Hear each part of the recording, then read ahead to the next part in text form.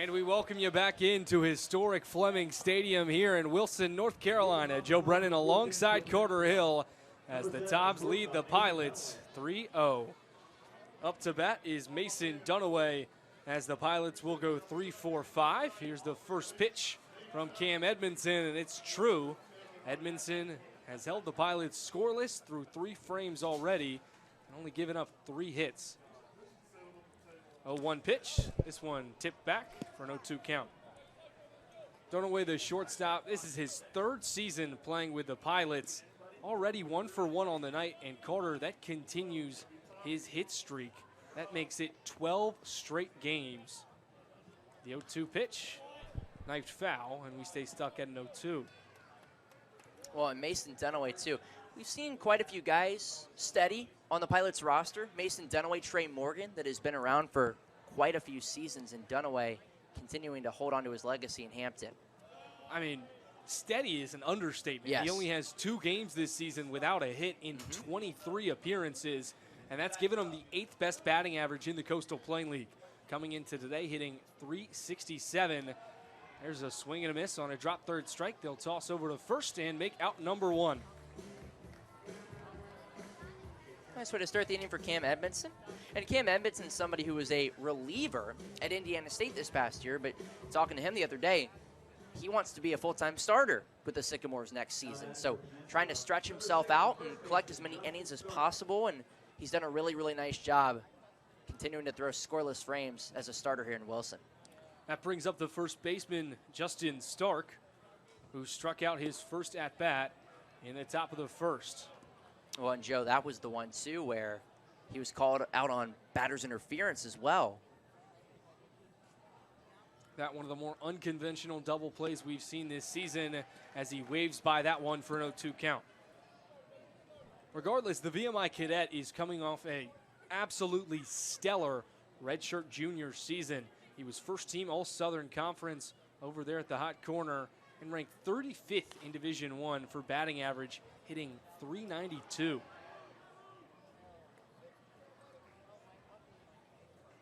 Yeah, and you look at the Pilots roster overall, it's VMI, VCU, JMU, Virginia guys that are, again, I'm going to use the word steady, that are consistent at their respective programs, and they've been able to take that year in and year out and continue to transform that into offensive results with the wood bat in the Coastal Plain League. And Stark's just another example. And when you've got so many great Division I programs in Virginia and only 3 Virginia teams in the CPL, as that one is shot out to center field. Makowitz going back at the track, drops at the warning track. Makowitz picks it up off the dirt, starts the relay, but it's going to be a 1-out double for Justin Stark. That ball went 400 feet, just 5 feet in front of that 405 center field wall.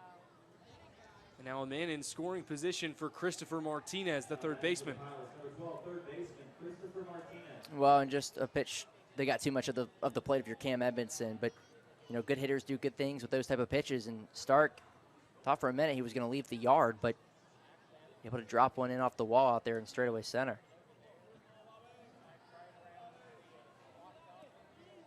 Here the lefty deals. This one knifed foul down the right side for an 0-1 count. Earlier, Carter, we talked about Christopher Martinez, the University of Oklahoma Arts and Science product. He had a stellar season this past year. Hit .380 with a .467 on base percentage. And he's really carried that momentum into the Coastal Plain League season, especially as of late. Went 3 for 4 with 2 home runs and 6 RBIs in the Pilots' July 1st game. He was responsible for all 8 runs. Here's the 0-1 pitch. This one right back to the mound. He looks to 3, tosses it an easy one over to first. A little bit of hesitation, but was able to make the play in time. So Martinez is retired on a fielder's choice and brings up Aaron Manias with a runner just 90 feet away from putting the first run on the board for the Pilots. Yeah, and a nice job by Cam Edmondson. You want to take the sure out there for sure. And, you know, thought about the throw to third, but thought better of it and got the out for sure. First pitch tipped back. Manias just finished up his last season, his freshman season at the Division II level of Howard in Texas. He will be making the jump to the Big Ten to play for Nebraska in the upcoming fall as he lifts this one up. Shallow infield. Rank calls him off, brings it in for out number 3, and just like that, another scoreless frame for Cam Edmondson on the bump. We'll be right back for the home half of the 4th inning right after this. And welcome back into Assembly Hall. Joe Brennan alongside Ben Haller. Hoosiers on a hot streak right now, a 7-0 run in the last 55 seconds on an absolute tear. Here the Hawkeyes with it. Inbound to Sonano on the low block, working on Holmes. Puts it up, no good. Great defense by the Hoosiers. Grace Berger comes up with a rebound, brings it across the timeline, and she'll slow things down for the Hoosiers. Ball poked away, but Berger able to recover. 18 seconds on the shot clock as she hands it off to Moore McNeil, and they set up in their offense. Berger now on the right wing. Back over to Moore McNeil. Swings over to Garzone, but poked away by Clark. Now wide open in transition, gets it to fall. An easy fast break layup. That all started there by great defense by Clark. You don't think Clark wants this one? She's playing with tremendous energy right now, and you talk about her shot-making ability, but it's really all around the kind of things Caitlin Clark can do on the defensive end as well. Hoosiers lead by 5, 6:30 to go here in this ball game. Berger turns around, fires, and gets it to fall from 16 feet. I think Berger wants it a little bit too. These two teams met 3 times over the course of last year. Iowa took all 3 of them. It's personal to Grace Berger, and it's showing right now. Clark swings to the corner for Warnock. And they're going to call an off-ball foul on Sonano. She tried to cut to the rim, but bulldozed a few Hoosiers on her way down there, and Indiana will take back possession. That's a frustration foul for Sonano. I know it's a stereotype talking about the crowd as a 6th man, but sometimes they can kind of feel like an extra defender. And Sonano forced to take a breather with her 4th personal foul on the night. Hoosiers lead 71-64. 6 minutes to go here in the 4th.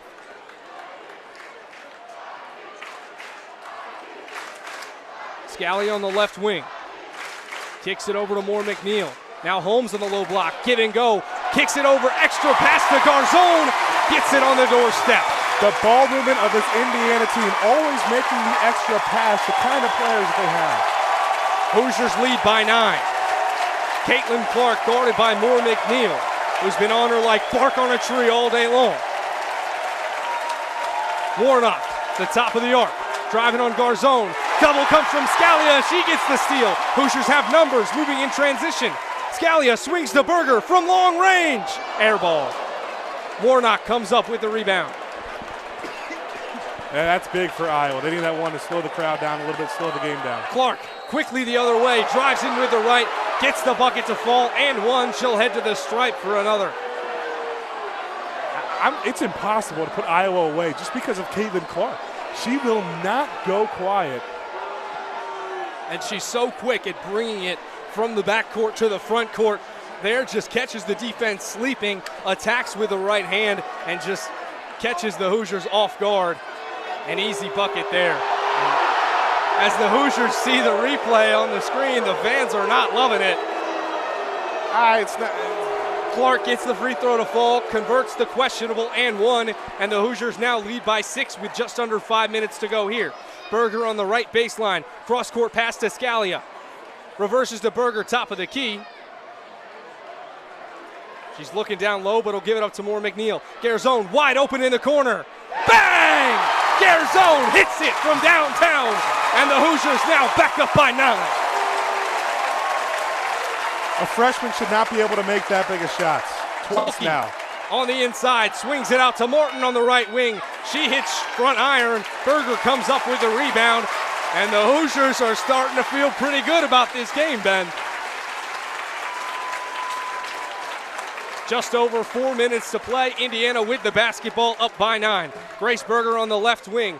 Takes a screen, drives with the right hand, spins back, goes up with the left, no good. Offensive rebound for the Hoosiers. Foul on the way up is Meister, and she'll head to the line for 2. This is a big spot for a freshman, Lily Meister, to be in. Indiana got to keep pounding it inside. That's what's getting them open looks, whether that's up from the three, whether that's a really good post move from Meister or Holmes. But this Indiana team in good shape right now, up 9 on the Hawkeyes. Meister did a great job following the shot there, able to get the board and head to the stripe and try and extend this Indiana lead to double digits. We've got 4 minutes of basketball left, but don't go anywhere. You're listening to the WIUX 99.1, your home for Hoosier Sports. And I know